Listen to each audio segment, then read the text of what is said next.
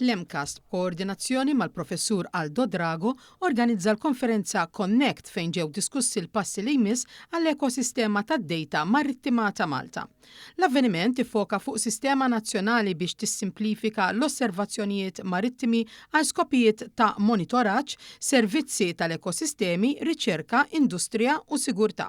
Dan il-proġett huwa bbażat fuq 3 pilastri: il-bini ta' kompetenza nazzjonali fis-settur marittimu, approċċi koordinatu sinkronizzat għad-dejta marittima u l-kunsinja ta' dejta bażika essenzjali bħala servizz.